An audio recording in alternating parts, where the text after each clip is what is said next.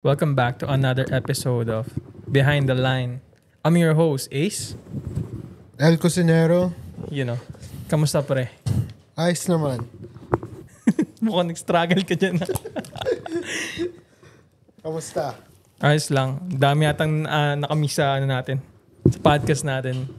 Pasensya na. Medyo busy lang. Tagal-tagal din. Tagal-tagal din. Pero as you can see, bagong nandito ako sa place ni El Cusinero. Iba kakaiba, di ba? Yung background natin. Sobrang linaw dito. Kamusta naman? Ayos naman. Busy din eh. Busy. Daming inaatupag eh. Ikaw? Ayos lang. Ako ngayon eh. Napunta ako sa night shift eh. kaya Night shift, best shift. night shift ako ngayon eh. Kaya ngayon, medyo hectic yung schedule ko. Yeah. Di ako sanay sa panggabing na eh. Pang umaga na talaga ako eh. Mahirap din mag-adjust pag galing ka pa umaga eh. Oo, hirap talaga mag-adjust. Kasi sanay na akong gumising ng mga 3 a.m., 4 a.m., ganyan. Kasi minsan, yung usual work ko talaga 5 a.m. eh. Oo. Tapos, uuwi ka ng oras na. Uwi na ako ng Yung uwi mo dati, pa-start ka pa lang. Oo. Hindi, start ko nga ngayon 3. 3. Sige mo, 3. Nakauwi ka na nun eh. Oo, nakauwi na ako nun. Tapos, ngayon, problema ko ngayon, pag nag 9 p.m. na, naantok na ako sa shift ko, men. Di na ako sanay, Mahirap mag-adjust. Oo, mahirap talaga mag-adjust, Kasi, yun na talaga yung gusto kong shift, pang umaga, Tsaka doon ako sanay, ngayon, kailangan nila akong i-training pa sa panggabi. Iba kasi yung menu. Ganyan. Ayun din. Mag-ano ka pa. Oo. Tawag dito. Tapos pag nabalik ka sa pang-umaga. Yun yung mahirap na naman, di ba? Adjustment Iba na naman. Ibang adjustment na naman yung gagawin. Pero ayos lang naman. Ayos naman sa akin yun. Kasi wala kailangan kong, kailangan kong i-take yun. Para, kasi sabi sa akin ng chef ko, para meron akong, mas madami pa akong schedule na makuha. Para kasi ngayon, slow down kami ngayon sa airport area.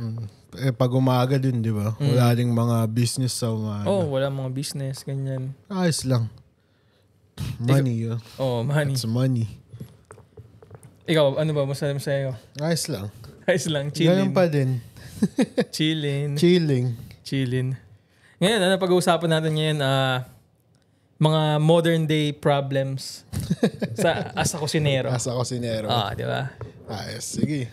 Ang unang pag-uusapan natin, pressure sa kusina. Pressure? Oo, pressure sa kusina. Yung mga bagay na, kunyari, di ba, ikaw ngayon, CDC. Pinaka nakaka-pressure ngayon para sa'yo is, mga menu development? Hindi rin. Anong nakaka-pressure ngayon na problema na nakikita mo? As a cook, as a chef, as a chef. Well, ngayon, kasi sa akin, katulad nung pinag-usapan natin nung nakaraan. Sa akin kasi, more on na ako Alam mo yung, iba na yung mentality ko So, yung mga nape-pressure ako ngayon sa haba ng mga work. Sa haba ng long hours. Hindi lang naman siguro ako. Kahit siguro din yung iba, di ba? Oo. Isipin mo, you're putting 10 hours minimum. Tapos, pag busy pa, kailangan mo nandun. Pero madami rin katulad ng iba ng mga bagay na katulad yung mga cooks mo. Mga cooks mo. Kung yung mga alam mo yung mga hindi trainable na tao. Kasi meron na silang may mga ways na sila, may mga ways na sila. Alam mo yung ayaw na nila mga bagong ways. Ayaw na nila matuto ng bagong ways. Ayaw na nila kasi doon na sila nasanay di ba? Pero feeling ko yun din yung problema ngayon sa sa pinag-workan ko ngayon. Kasi matagal na sila doon nag-work 20, 30 years na sila doon nag-work. Ayun na yung nakasanayan. Yun yung nakasanayan nila. Tsaka wala na sumusuway sa kanila. So feeling ko, alam mo, may mga sungay na sila. Yan. Kaya yun yung mga mahirap na mga ka-work.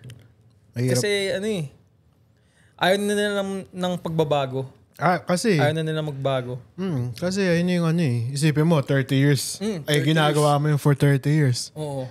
Babaguhin mo pa ba? Di ba? Nagawa mo yun for 30 years. Then, etong guy na to pupunta. Gotta change this. Gotta do this. Di ba? Yun yung mga Kaya ang pangit sa mga baguhan na makita yung ganun. Alam mo yun, sa mga bagong cooks na makita yung for example, madami kang experience pero ganyan na yung attitude mo, kakaiba na, di ba? Parang hindi na kayo welcoming para sa mga gusto pang maging kusinero. Ayun yung mga nakikita ko ngayon sa mga pagbabago. Kasi kung titignan mo din yung aspeto ng culinary ngayon, kailangan mo mag-evolve kailangan mo mag-evolve sa mga modern techniques, man. Kasi may mga ibang bagay na ginagawa mo nung 30 years ago na mas efficient gawin ng modern techniques, di ba? Yeah. Hindi naman porket gumagawa ka ng bagong bagay tapos papalitan mo yung ginagawa mo, that doesn't mean you're doing it wrong, di ba? As long as parehas yung outcome ng ginagawa mo. Okay lang, di ba? Okay lang. Ayun nga Yun yung mga mahirap kasi gusto na ganun pa rin na ways. Pero may mas better na way na ngayon, di ba? Saka as a chef, di ba? Tinitrain tayo kung paano mag-adapt sa mga bagong bagay, di ba? Hindi ka naman pwedeng ma-stuck sa isang bagay, let's say. Let's say itong menu mo na to, popular siya for 5 years. Pero hindi ka pwedeng magstay dun, man. Kailangan mo mag-evolve kasi lahat ng nakapaligid sa'yo nag-evolve. Kailangan mong sumunod sa food trend, kumbaga. Yun yung bagay na kailangan nilang sundan. Kasi yun yung kikita yung lalo yung place mo dun kung susunod ka sa food trend. Alam ko, gets ko na may mga classic dish. Pero you can still feature that, like specials, maybe, ganun. Pero kung kailangan maging pop ka na Kailangan mo na maging innovative. Innovative kayo. Kailangan mo mag-innovate. Kailangan mo mag-create ng new dish para maging angat ka ulit. Kasi pwede mo sabihin na, itong establishment na to, we were up for 30 years, now we were slow. Anong problema? Why? Anong problema? Di ba? Kasi isipin mo, sa around mo, ilang mga restaurants meron around you. Tapos ikaw, sineserve mo yung same menu mo for how many years? Di ba? Bakit mag-spend ng pera sa yung tao kung pwede sila mag-spend ng same money sa different company? Tapos quality pa. Quality rin yung service. Di ba? Bakit ako pupunta sa inyo? Ano yung bagay na unique sa inyo? Ano yung inaano dito? Pinopromote nyo? Di ba? Yun din yun Kasi hindi ka pwede mag-rely. Kahit yung mga regulars mo, hindi na rin sila minsan nag-stay sa mga businesses Kasi isipin mo, ilang years ka regular sa ganyang establishment. Every day, pumupunta ka dyan for how many years? Same yung menu. Same yung menu. Mo, diba? Diba nakakasawa? Hindi. As a customer, sasabihin mo, wala na bang iba? Wala na bang iba? Ano pa ba yung babalik-balikan namin dito? Diba? Ano yung babalik-balikan? Pero ayun din, katulad ng mga ganun, like yung mga ka-work mo na, mga 30 years na, hindi sila magandang example sa mga young cooks, di ba? Yun. Kasi isipin mo kung ako, simula ako pa lang, tas nakita ko yung ganun yung ano nila, yung pagtatrabaho nila, yung ganun yung attitude nila. Parang, ganito pala talaga yung cooks. Kailangan ganito rin ako, kapares ko sila. Pero pag lumipat ako sa ibang lugar na mga baguhan din tapos mga new generation na chef na whole different thing. Whole different thing. Makikita mo. Ba't ganito sila? Ba't okay sila? Ba't organized sila dito? Alam mo yun? May talaga, may rules. May mga rules. May organized sila magtrabaho. Alam mo yun? Techniques. Yung mga technical shit. Technical. Wala kang expectations na dapat ganito. Basta, lang. Ngayon kasi, yung mga, kailangan na mag-retire. Hindi, ayun din kasi. Pero, arguable naman din yun kasi. Kasi, ikaw din, sa sarili mo as a cook, kailangan mo din sanayin yung sarili mo Kailangan mo kailangan mo alamin, mali yung ginagawa nila. Alam mo yung, hindi ko to gagawin. Di ba? Kasi, katulad ng mga ibang cooks ngayon, napupunta sila sa mga bad places na napag-workan nila. Tapos yung mga bad habits nila, na-adapt nila. Diba? Pag pumunta sila sa ibang place, hindi naman ganito tinuro sa akin doon sa kabila, di ba? Iba doon. Ganun, di ba? Lumalaki yung ego mo. Mali naman yung ginagawa mo. Mali. Diba? Kaya kailangan, wag mong i-improve yung ego mo. Improve mo yung skills mo. Exactly. Kasi ayun din yung problema ngayon eh. Ang tawag dito, mas inaanuhan nila yung mga mas sa ngayon, sa nakikita ko ngayon, alam mo yung parang mas value pa sa akin tong mga natutunan ko dito. Kesa sa matututunan kong bago. Kasi, na yun eh. Let's say, ikaw. Let's say, second cook ka dyan. Tapos, pumunta ka dito sa place na to. Let's say, CDP ka. Diba? So, siyempre, isipin mo, mas mataas na position mo dito. Mas, alam mo yung, I know it all. Diba? I know na paano gawin to, ganito, ganyan. Hindi ka na open. Sa mga bagong ideas, sa mga techniques, sa mga tuturo sa'yo. Dahil nasarado na yung mata mo dahil nabulag ka sa title mo. Ayun din yung ayun din siguro yung isa pa sa mga problema din. Like, yung mga bagong cooks ngayon, mas hinahabol nila yung title. Title. Kesa sa experience and skills. Kaya kadamihan ngayon na napupunta sa mga management position, wala silang good foundation. Alam mo yun? Wala silang puro ego lang. Ego. Pride. You can't run a kitchen sa ego mo, man. Minsan yung title lang eh. Title lang yan, man. Minsan title lang talaga yun. Invalid yung title pag hindi mo kaya back upan yung trabaho ng title na yun. Invalid talaga. Kasi sabi mo, kunyari naging sous chef ka or maging kahit Red Seal ka lang, kahit wala kang title, sabi mo, Red Seal ako. Pero pag tinanong ka, kaya mo ba mag-butcher ng ganito, ganyan. Di ba? It says a lot na di mo kayang gawin yun. It says a lot about your skills, right? Kaya, kailangan mong improve yung buong skill set mo bago mo sabihin, eto ako. Alam mo yun, bago ka maging proud and egoistic, you know? Kasi kailangan, egoistic ka, tapos sobrang proud mo, tapos pag tinesting ka, wala din, di ba? Ang hirap ng gano'n, nakakahiya para sa iyo. Nakakahiya talaga. Kasi, alam mo yung yung position, kahit sino kaya ako makiat ng ladder, man. Kahit sino. Pero, alimbawa, naging sous chef kita. Tapos ako, cook mo ako. Tapos, let's say, may inasa ko sa'yo. May mga techniques ako inaasa sa'yo na hindi mo natutunan. Diba? Parang, bakit sous chef ko to? Wala naman tong alam. Sana ako na lang naging sous chef, diba?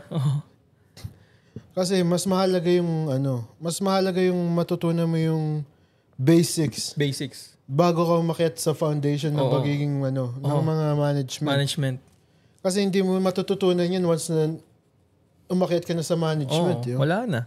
Kasi wala na, puro paperwork na eh. Paperwork. Tapos one time, bigla kang kailangan mo magtrabaho ng kitchen. Boom, wala kang alam.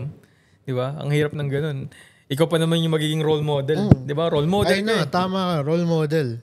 So, kailangan yung skill mo, hasa na. Hasa ka na talaga. Kasi pag may tinanong yung mga bagong cook sa'yo, syempre kailangan knowledgeable ka. Kailangan madami kang information at alam mo yung mga proper techniques. Kung hindi ka pwede maging chef kasi feeling ko ang pagiging chef ay sa araw-araw ng pagiging chef mo, para kang teacher.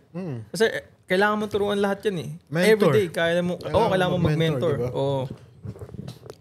Hindi ka naman pwedeng ikaw yung sous chef, ikaw yung i-mentor ng cook mo, diba? Nakakaya naman yun. Nakakaya naman yung ganun. Kasi, katulad nga sa book na binasa ko,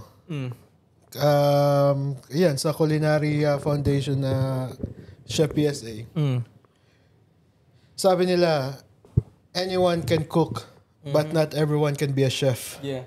Diba? Katulad nga ng sinasabi nung kasi yung maintenance guy namin doon, parang nakausap niya ako. Nag-uusap sila ng kawork niya, yung maintenance guy, nag-uusap silang dalawa about sa something. Sabi niya doon, I know how to cook. Sabi niya, nagwa-watch ako ng cooking show sa YouTube. Pero hindi ako mas better dito sa akin. Alam mo, hindi ako mas better sa chefs. Hindi ako chef, pero marunong ako magluto. Kasi everybody can cook, di ba? Pero everyone can be a chef. Oo, pero kasi hindi mo alam yung technical na bagay kung bakit naging chef yung tao na yun. Kahit sa kahit din sa, let's say, sa mga like, pag umakyat ka na ng mga management position, ilang years ka naging cook, di ba? Oo. Let's say, ikaw na yung pinamagaling magluto. Kaya mo hiran yung line na yan. May mga tao talaga na once dumating na sa management, kailangan mo na gawin to, kailangan mo na gawin yan. Alam mo yung nawawala na, di ba? Oo, nawawala na. Ay yung sinasabi ko na lack of foundation. Oo. Kasi bago ka dumating sa ganung punto, kailangan hasahan ka na talaga eh. Oo, hasahan diba? Talaga. Kasi mahirap mag-learn from scratch, man. Oo. It takes years. It takes years. Kailangan muscle memory mo na yung mga ibang bagay. Yung pag-dice. Kailangan muscle memory na yun eh. Like, wala, normal na lang kahit sa bahay, kaya mo nang dalhin yun. Di ba? Kaya mo nang dalhin kahit saan yung skills mo yun. Kahit ano pang gamitin mong knife. Kasi yun eh, alam mo na yun. Alam mo na yun eh. Mata pa lang, kita mo pa lang, alam mo na, di ba? Ayun nga yung ayun din yung may hirap ngayon dun. Mas sinahabol nila ngayon yung mga ganun. Title, pera. Wala namang masama. Wala masama. Pero at the same time, it's ang magsasuffer doon yung growth mo. Yung growth mo, saka diba? yung nag-grow ka nga, tumataas nga sa ladder, pero sa sarili mo, alam mong may weakness ka pa. Ano ba chef, yung diba? Nag-grow talaga doon? Ikaw o yung ego mo? Oo, diba? Parang balloon. Punong-puno ka ng hangin. Kasi hindi mo pwedeng hindi ka pwedeng mataas ego mo. Hindi pwedeng mataas ego mo. Kaya nga, ako, pag nag-work ako, makikisama talaga ako. Kung paano kayo nag-run dito, ganun lang gagayahin ko lang din. Diba? Pero kung medyo mali yung ginagawa nyo, gagawin ko to sa way ko. Ganun ako. Di ko na lang ipapakita na ginagawa ko to sa way ko. Alam mo yun, parang ipapatago na lang. Kasi ma-hurt sila eh. Yun yung mga problema ngayon. Na-hurt yung mga older heads sa mga baguhan. Yung mga baguhan. Pero ayun nga din yung tawag dito. Ayun din nakakapagtaka. Isipin mo, yung isang tao na to na below par yung skills, paano to napunta sa ganitong position? Ayun lang. Ayun yung mga tanong mo na wala eh. Minsan siguro chamba. Alam mo yun? Chamba. Or wala na talagang ipapalit sa position na yun. Or kailangan mag-move ng ladder talaga ng tao kasi matagal na siya dito sa establishment na to. 'Di ba? Yun yung mga pero kung matagal ka na sa establishment na to tapos ganun pa rin yung skills mo, there's something wrong, 'di ba? Yun nga yung problema eh. Tapos hindi mo pa nakikita. Hindi mo pa nakikita. Yun yung problema kasi nagbulag-bulagan ka na, nabulag ka na dahil nakuha mo na yung title na yung mga yun na close ko sa ganito. Alam mo, may mga connection ka na kasi. Akala mo, mo na. Pero, kailangan mong isipin talaga yung sarili mo pag sa gantong, sa lahat ng field siguro, kailangan mo unahin skills mo yun. Kasi yun yung magbibigay na malaking pera talaga sa'yo.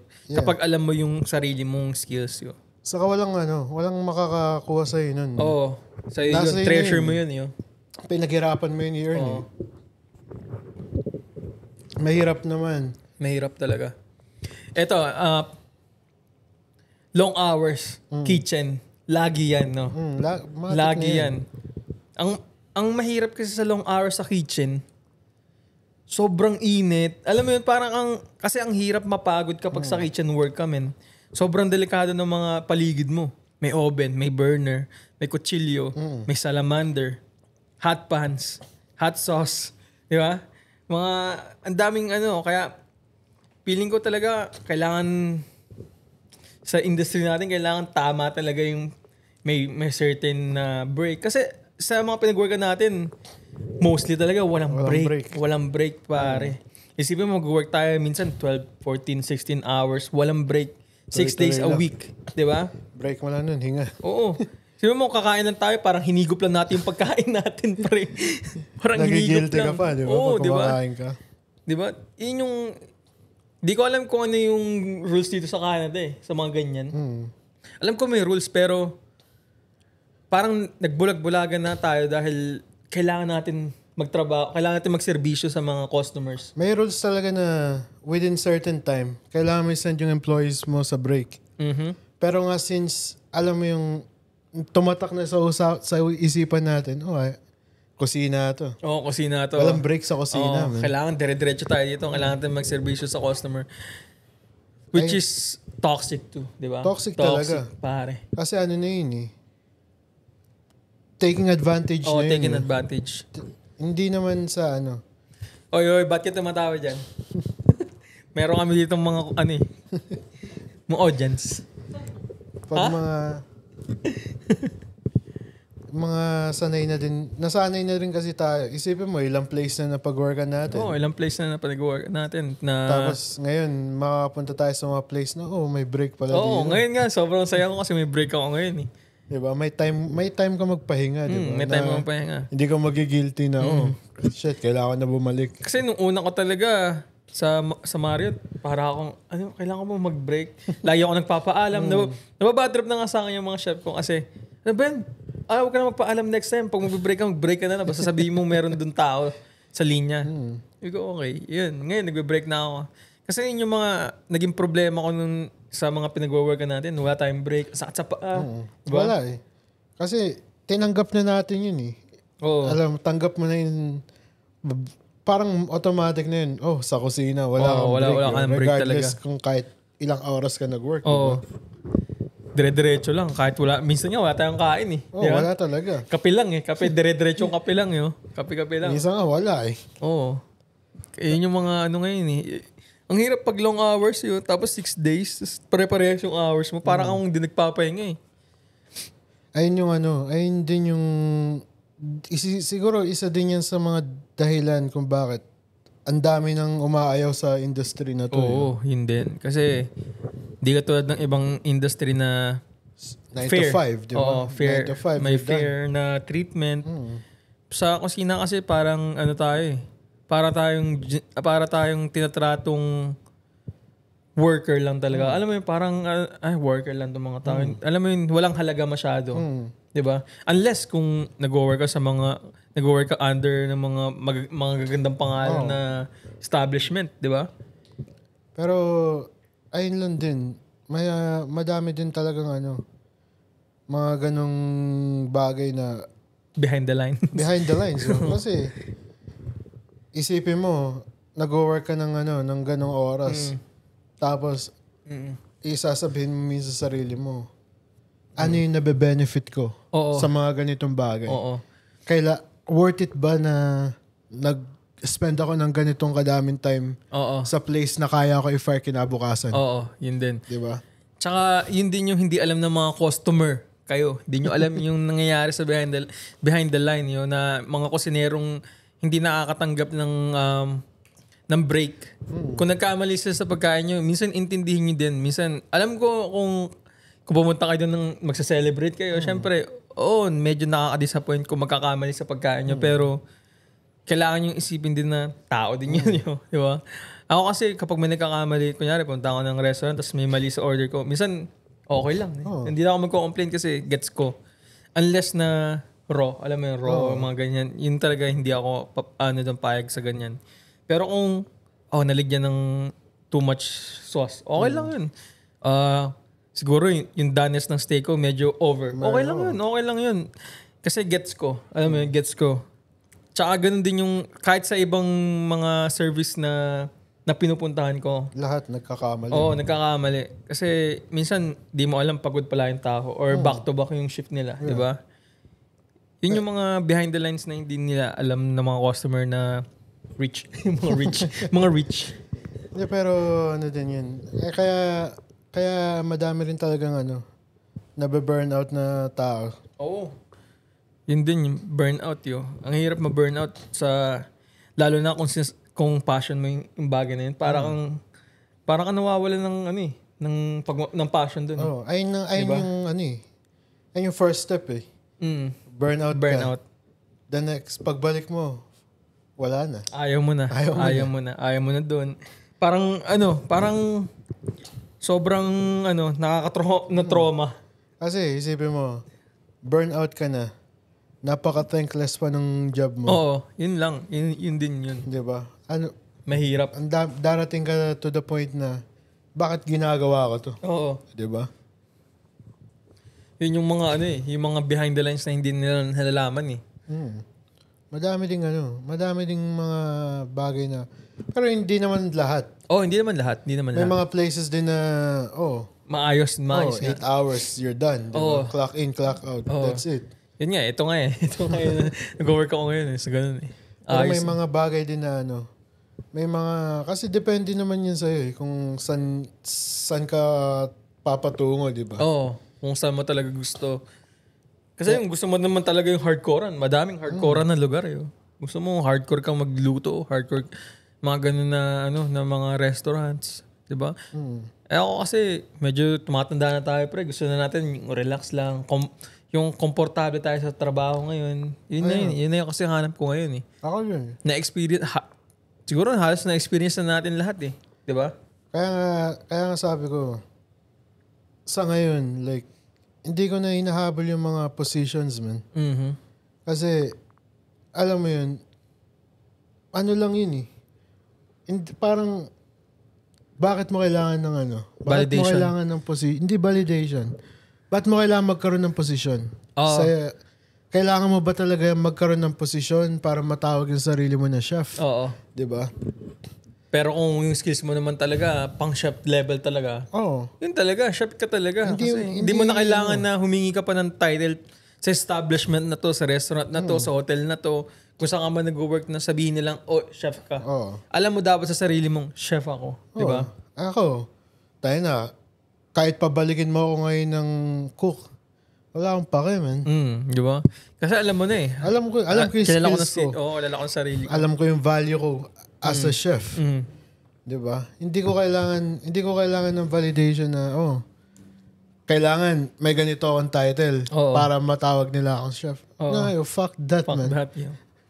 Tayo na, kompleto ako, man. Kompleto ako sa certifications ko. Hindi ko kailangan, man. Pabalikin mo ng cook ngayon, masaya pa ako. Kasi less stress. Less stress, diba? Less stress. 8-hour shift, pa-punch out na ako.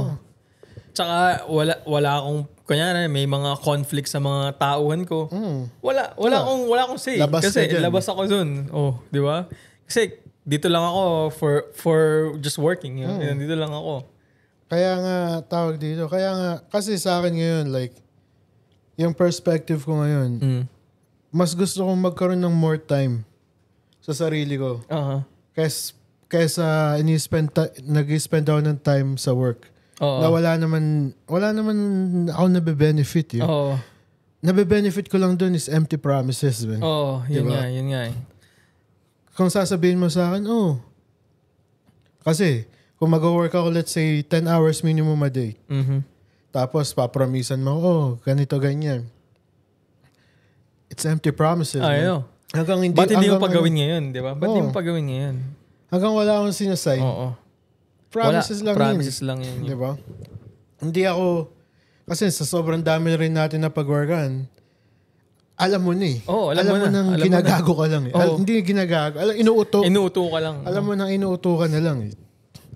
Kung nasa sa'yo na yan, kung magpapauto ka, di ba? Hindi. Diba? Kasi parang nagpapadala sa mga sweet words, di ba? Kasi ako, kaya ko na magbasa ng tao, man. Kasi kung pa-promise mo sa akin, in a few months, ipopromote kita dito, ibibigyan kita ng raise. Ano pinagkaiba na ngayon? In a few months, di ba? In a few months. Ano yung pinagkaiba nun? Bakit? Ano pa bang gusto mo makita? Di ba? Hinire mo ako ng ganitong position. That means qualified ako dito. Nag-work na ako sa ng ilang months. Nakita mo yung skills ko. Bakit in a few months pa? In a few months pa. Diba? Bakit? Di ba? Parang, wag mo na ako ituin, di ba? Kasi, parang nilalaro mo lang din yung tao na yun, di ba? Parang nilalaro mo lang ako. Kasi ganun eh. Mahirap yung mga ganung mga chef. Yung anuhin ka lang. Bibigyan ka ng empty words, empty promises. Saka saka like ngayon sabi mo nga, tumatanda na rin tayo. Let's say in a few years, magkakaroon na tayo ng mga family, di ba? Oo, yun na doon naman tayo magkakaroon ng panibagong problema. Hindi, paano pag na-stuck ka na sa ganung system? Kailangan ko nasa work ako eh. Oo. Kailangan, hindi, 12 to 14 hours shift ko, di ba? Oo. Paano mo paano mo i-change yung ganung bagay? O paano mo i-work around yun sa family mo, di ba? Paano mo i-schedule yung sarili mo? Paano ko bibigyan ng oras yung pamilya ko, trabaho ko, sarili ko? Kasi kailangan mo rin ng oras para sa sarili mo para mag-function ka eh. Kailangan mong mag-refresh, kailangan mong, alam mo yun, kailangan mong lumabas-labas, di ba? Kailangan mo yung mga ganung bagay eh. Saka mas vina-value ko ngayon yung time ko outside work rather than mag-spend akong 14 hours para lang mag-move up. Oo, di ba? Diba? Don't get me wrong. Gusto ko pa rin mag-move up. Oo. Pero not in a way na ibubuhos ko yung buong sarili ko para dun. Oo. It's wrong. It's wrong. Hindi ganun yung pinapangarap kong buhay, man. Oo. Kasi iisipin mo ngayon, oo nga, let's say naging executive chef ka. Pero kung kapalit naman nun, whole day mo nasa work ka. Tatanungin mo yung sarili mo, worth it ba talaga na naging chef ako? Oo. Diba? Ayun lang yung mga ganung bagay. Ayun yung mga bagay na, alam mo, na-realize ko lang, diba? Kasi, within the years na na-work ko na, okay lang eh. Hindi. Payag lang ako ng payag nun eh. Oo. Pero ngayon, like, alam mo yun, ikaw na nagdi-decision. Iba na like, I need time I need time for myself. Ganyan din ako dati. Nung pa ako sa mga pinag-work ako dati. Gusto mong mag-work, gusto mong mag-stay. Oo. Ngayon sa work ko ngayon, pag sinasabi na, can you stay for 2 more hours? Nah. Fuck you. Do you want to work 6 days? Nah. I'm good, Sabi ko, okay na ako sa kinikita ko, okay na ako sa gantong buhay ko, I don't wanna do more. Okay na ako. Hindi, yung mga ganyang bagay kasi, hindi mo din pwede sabihin na, siguro nawalan na ako ng passion sa mga ganyan. No, man. Gusto ko lang ng more time. Ko, man. Pero mas mahal ko yung buhay ko, man. Oo. Tsaka, ito na yung edad na gusto ko ng mag-build ng sarili ko. Alam mo, tsaka gusto ko na rin mag-spend ng time sa bahay, sa family. Family, di ba? Kasi tumatanda rin, syempre, parents mo. Tumatanda lahat eh. Di naman huminto yung oras eh, di ba? Kaya, kasi pag nag-work ka sa kusina, or siguro hindi lang sa kusina ito yung gantong problema, no?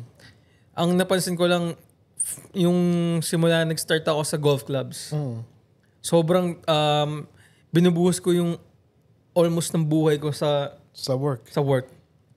Almost nandun ako 12 hours minimum ko palagi araw-araw sa golf club, 6 days a week. Siguro nagkakaroon lang ako ng day off kapag towards December na, diba? Siyempre, ganun naman talaga sa golf club eh. Which is nice. Pero summer times, bago mag-December, dire-diretso yun. Wala kang tigil. Pero in ng summer na may break ka sa winter, yung whole summer na yun, pigang-piga ka, man. Pigang-piga ka talaga kasi yung winwork mo ng summer na yun, parang winwork mo ng whole year, man. Tsaka biglang gulat yung katawan mo dahil umistop nga ng konti. May konting stop eh. Ng 2 weeks, ng mga ganyan. 2 weeks na stop. Sabay balik ka ng summer, dire-diretso na naman. Parang kang pinapatay yun.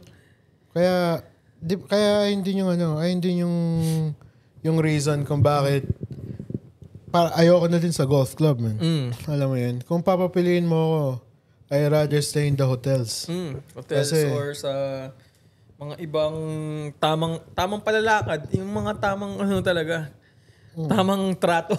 Hindi kasi, kung iisipin mo din, golf club yung golf club yung siguro, yung hindi na-appreciate na lugar na pag-workan mo. Yeah. Kasi lahat ng tao doon entitled. Entitled. Diba? Lahat ng tao doon, literal tingin lang sa'yo, worker ka lang. Worker, kusinero. Yun yung toxic tsaka downside. Regardless kung ano yung position mo sa golf club. Archie, he works in the kitchen. Di ba? He's not the chef. May mga ganung bagay, di ba? Parang sasabihin pa, he works in the kitchen? Parang alam mo yun, parang pa-negative yung punta eh. Parang, yun lang yun. Parang yun na yun. Pero, yun yung mga bagay na nakakainis eh. Diba? Kasi ako, ikaw, syempre, for sure, mahal mo magbigay ng serbisyo. Kasi kaya nga tayo nandito sa industry na to eh. Dahil mahal natin ipakita, i-showcase yung natin, skills natin. Yung magaling tayo magluto. Pag nasa certain position ka na, kailangan mo mag-show ng respect sa tao na yun. Hindi lang, kasi pinaghirapan niya din yun. Pinaghirapan niya yun. Accomplishments yun eh. Pero ayun nga, siguro, hindi na ako sa mga golf club, man. Done na tayo, done. I'm done, yo. Unless may magbigay sa akin sa $1 million. $1 million. Saka kung isipin mo rin kasi kung para sa akin, sobrang stressful ng golf club. Pero sobrang dali. Oo. Isipin mo, galing pa tayo sa chef na we do everything from scratch. From scratch. Ilang golf club na lang ba gumagawa ng ganun ngayon? Diba? Wala na eh. Tayo pa gumagawa ng mga cured meats, prosciutto, salami, pasta itself, sauces. Diba? Ano pa? Soup, tayo rin soup. Ice cream. Tayo rin gumagawa ng ice cream. Pumunta ka ng ibang golf club ngayon? Wala. Pakita mo sa akin kung sino pa yung gumagawa ng ganung bagay. Wala na. Lahat ngayon almost bought outside na eh. Bought outside. Diba? Kasi mas madali makuha, tsaka pare-parehas yung quality, standard. Pero pag ikaw kasi yung gumagawa dun, alam mo. Tsaka meron kang connection sa pagkain. Alam mo yung ganun yung feeling eh. May connection ka sa ginagawa mo talagang passion. Nakikita mo yung progress ng skills mo. Kunyari, nag-umpisa ka o gumawa ka ng ice cream, pero medyo hindi pa okay. Pero, alam mo yun, kada araw na ginagawa mo yun, gumagaling ka. Nakikita mo. Nakikita, ganito pala ito. Nag-e-evolve yung skills mo, diba? Nag-e-evolve ka. Yun yung talaga. Yun din yung nakaka-fascinating. Diba? Kasi kung tutusin mo din, yung mga, kahit sino din naman eh, kahit sino kaya mag-move up sa golf club yun.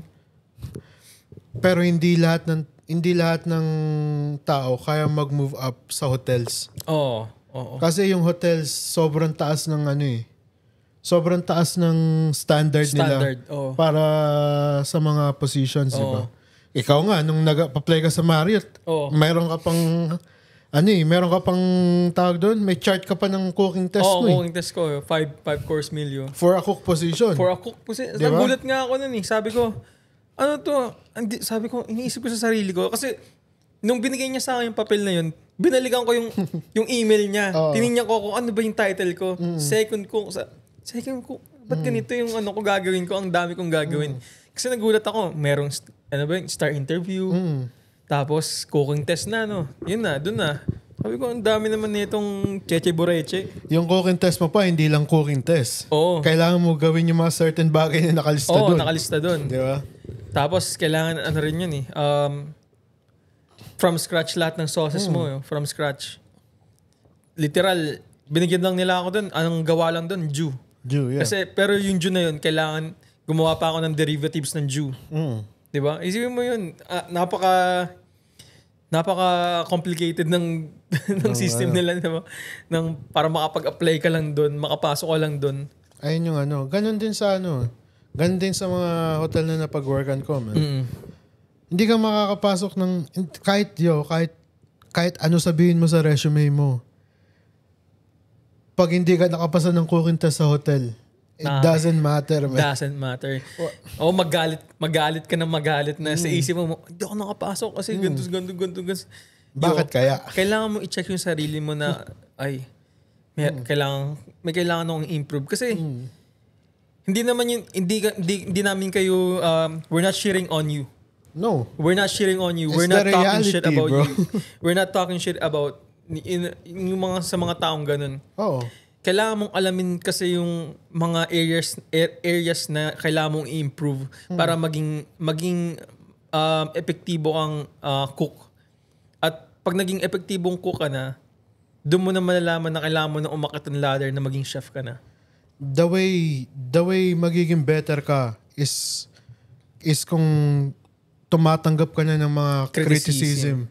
Hindi lahat ng ginagawa mo tama. Hindi lahat. Kailangan mo magkamali para mag-improve. Kung sa tingin mo lahat ng ginagawa mo is tama, so that means you're not open para mag-grow. Diba? Tsaka kung tama ka palagi, baka tamaan ka na talaga. Kung tama ka palagi, bakit hindi ka pa executive chef? Bakit ka ba hindi? Bakit nandiyan ka pa sa position na yun? Diba? Tsaka kung mag-i-stay ka sa isang lugar for 30-something years, did you really improve? Did you really learn anything? Do you really love cooking? Do you really love culinary arts? Do you like working there or do you like the money you're getting there? Or you like being, kasi pag matagal ka sa isang establishment, komportable ka nang i-shit on yung mga baguhan di ba? Yun yung reality. Realidad to. Sa lahat ng field, for sure, ganun din yung nararamdaman nyo. Na pag meron kayong mga seniors, meron kayong mga, ano ba tawag doon? Mga superior, ano ba yun? Seniorities. May mga seniorities kayo na ka-work. Tapos, masyado silang madaming inuutos. Di na nila ginagawa yung job nila dahil pwede naman silang iutos sa inyo. Baguhan kayo Sasabihin lang nila, I'm gonna teach you this. Diba? Tapos, at the end, ikaw nagagawa ng araw-araw. Yun yung nakakainis Kaya nga, pag nag-enter ka ng ganong environment, kailangan mo talaga ma-back upan yung mga shit na sinasabi mo about sa'yo. Man. Tsaka kung meron kang mga ganong mga ka-worker, kailangan mo maging firm sa sarili mo para sa kanila na hindi ka para abusuhin nila. Kasi once na magligay ka ng parameters, magligay ka ng, alam mo yun, ng sabihin mo sa kanila yung dapat mo lang gawin at dapat nilang gawin. Syempre, babalik yun sa regular na ecosystem. Diba? Kasi kung nagpaabuso ka, kasalanan mo yun. Kasalanan mo yun. Ikaw yung naging enabler ka Diba? Pinayagan mo Pinayagan mong abusuhin ka Kaya nga sabi nila, kung ano yung pinabayaan mo, ayun yung magko-continue. Yun talaga yung magko-continue kasi kaya una pa lang. Diba? Walang iba magko-correct nun kundi yung inaabuso. Kung pwede mo naman yun sabihin sa sa mga chef mo or sa mga management mo. Pero syempre, kung kaya mo naman ayusin ng kayong dalawa lang ng ng ka-worker mo, pag-usapan niyo muna bago mag-escalate to the management. Okay lang pag-usapan yun as a co-worker, man. Diba? Sa kitchen, kailangan mo maging Kailangan mo maging bold. Kailangan maging bold, kailangan maging firm. Kailangan mo kailangan mo matuto kung paano ipagtanggol yung sarili mo. Kailangan mo talaga kasi matapakan ka, man. Madaming mandadarag sa'yo doon. Madami talagang mga kupal na ka-worker din. Hindi mo kaya kung ano yung papabayaan mo, yung mag-continue. Diba? Kaya nga dapat talaga yung mga chef, yung mga management, yung mga manager, mga supervisor, dapat talaga sila yung mga necessary evil Kailangan talaga demonyo talaga sila Kaya yun yung medyo ako ngayon, okay lang mabait yung chef ko, pero at the same time, sobrang bait mo. Wala na silang pakasaya, diba? Parang may respeto ka ba talaga, di ba? Hindi ko naman sinasabing kailangan mong takutin yung mga mo. Pero kailangan mong magkaroon ka ng ground. Gotta lead you. Gotta lead you. Kasi di pwedeng ganun. Di pwedeng, sabi ko nga sa kanila kung CDP ako dito, Tangina, baka magwala ako dito. Baka magwala ako dito bigla kung ganito yung ginagawa nyo. So, hindi pwede to Sa ibang, meron akong standard kung paano mag-work, man. Yeah. Alam mo naman yun Gusto ko palagi maayos yung smooth palagi. Wala akong pake kung anong gusto mong gawin. Wala akong pake kung gusto mong makipagdalan. As long na ready tayo sa service natin. Wala akong pake kahit lumabas ka pa, kahit mag-yosi ka na 10 milyong beses. As long na tapos na yung prep mo. Yun lang yung mahalaga sa akin. Tapos nandito nga pag magsiservice na tayo. Yun lang. Kaya ayun din kailangan mo rin, ikaw as a cook din, yung mga ganung bagay man, like, kung titignan mo, it sounds simple. Pero kailangan mo matutunan yung mga ganung bagay man. Kailangan mo, magbe-break ako ng ganitong time. Pagbalik ko, gagawin ko to, gagawin ko yan. Kailangan mo i-organize yun. Kailangan mo i-manage yung time mo yun. Hindi lang para sa team. Para sa'yo din Kasi dadating ka, may mga place na mga pag-workan ka na expected na sa'yo yun, man. Alam mo yun? Hindi ko na kailangan sabihin to dito na, kailangan by 4, ready ka na, di ba?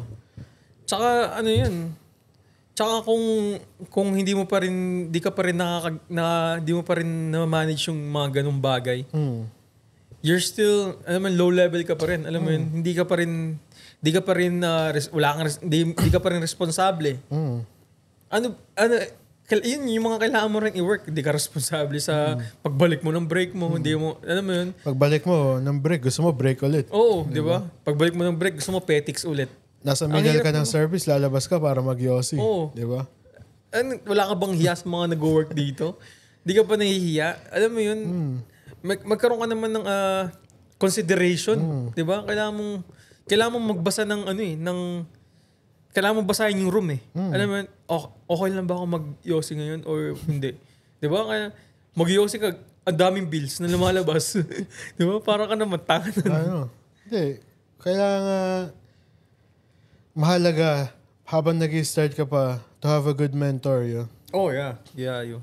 Hindi ka lang pwede na, ganito, ganyan. Natutunan ko na yan. Naman.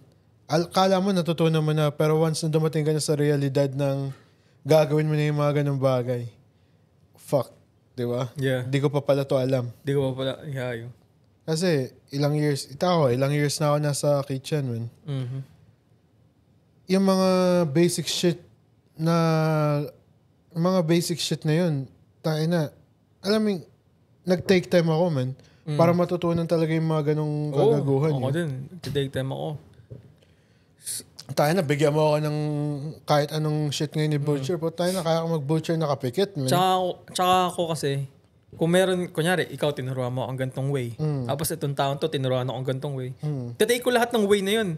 Titignan ko kung alin ba talaga yung mas better na way. Alam mo yun? Ayun yung lalabas na, yung way mo na. Yung way mo na. Kasi, yun, may mga technique kasi na pwede mong baguhin Tapos may mga technique na kailangan ganun talaga. Di ba? May mga ganung technique. Kunyari. Kaya nga kailangan mo malaman muna yung real na kung paano gawin yan bago ka mag-add ng mga sarili mong sarili ways. mong pero yun lang sa pagiging cook or chef. Sobrang hirap. Mahirap talaga kung hindi ka seryoso. Pero once na kasi nasa sa'yo rin yan Kung yung point mo mag-grow. Tapos nagte-take ka ng steps para mag-grow. Mag-grow ka.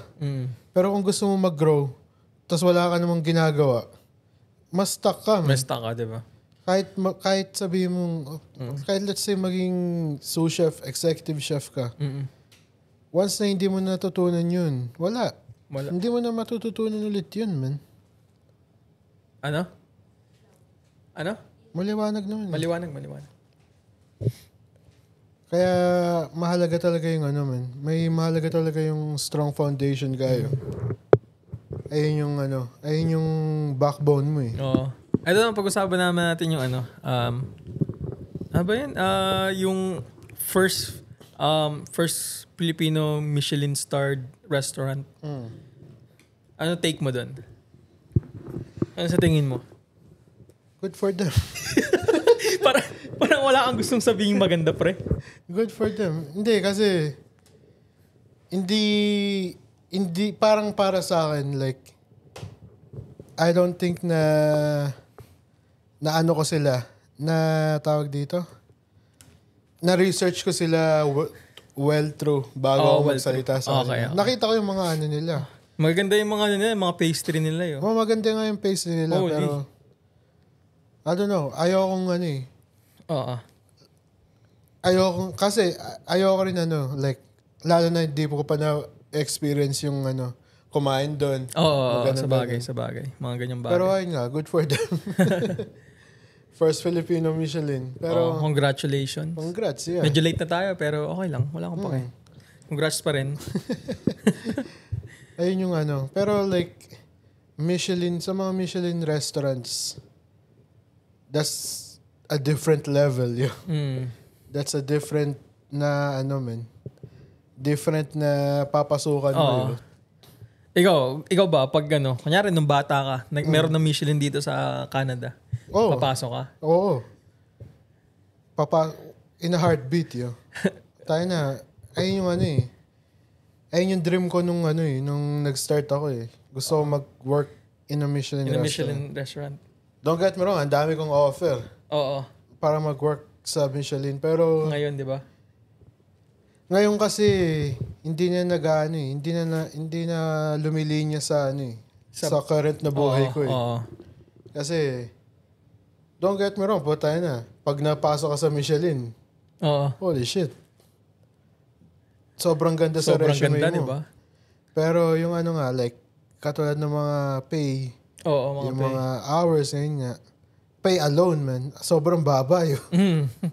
Yun lang. Hours mo, kasi sa tingin nila, ikaw yung kailangan mo to eh. Ikaw yung may kailangan sa amin, hindi kailangan hindi mo talaga ako. sila. Kasi ibang level na yun eh. Oo. Pero level. Mayroon pa ring ano, meron pa ring ano, something sa akin na gusto ko pa rin. Pero ayun nga, hindi na lumilinya sa ano. Sa gusto mo. Hindi sa gusto ko, sa mga responsibilidad ko ngayon. Kasi, sabi mo, mag-work ako dun for how many years, tapos magkano lang kikitain ko. Pero kung kakain ka sa Michelin star na restaurant, kanino? Sa akin, French Laundry. French Laundry. For sure, French Laundry. Siguro sa dahil akin, kay The Bear. The Bear. Di ba dun siya nag-work sa French Laundry? Sa akin, Saan? Gordon Ramsay. Gordon Ramsay or Le Bernardin. Pwede rin Gordon Ramsay kasi ayos din daw. Ang ganda ng review nung kay Gordon Ramsay. Idol ko kasi si Gordon Ramsay. Tapos yung Le Bernardin sa New York, Chef Eric Rupert. Ayun. Pero dito sa Toronto, sa Toronto? I don't know. Maybe Don Alfonso? Don Alfonso. No, sa akin, Alo. Alo? Alo. Alo sa akin. Ayun yung gusto ko i-try. Don Alfonso, not too much. Kasi Italian lang eh. Tayo na, Italian na. Italian na. Halos na try na natin sa Italian eh. Marunong na tayo ano din, yung 2 Michelin star na sushi. Ano ba yun? Gusto ko rin i-try. Yung nakalimutan ko yung pangalan. Nakalimutan ko din. Basta yung 2 Michelin star. Ayun, gusto ko rin. Isipin mo, out of all that restaurant, siya lang 2 Michelin. Paano pag pumunta yung Michelin sa Pilipinas? Mga pagpag yung magiging Michelin. Sa Pilipinas, I don't know, kasi hindi na rin imposible. Hindi na rin imposible. Isipin mo, sa Asia alone, ang daming street food na may Michelin. Grabe. Yung Peking duck. Diba? Sa palengke lang ata yun, Sa palengke. Kasi ngayon, kahit basta pwede ka na magka-Michelin eh. Pwede na.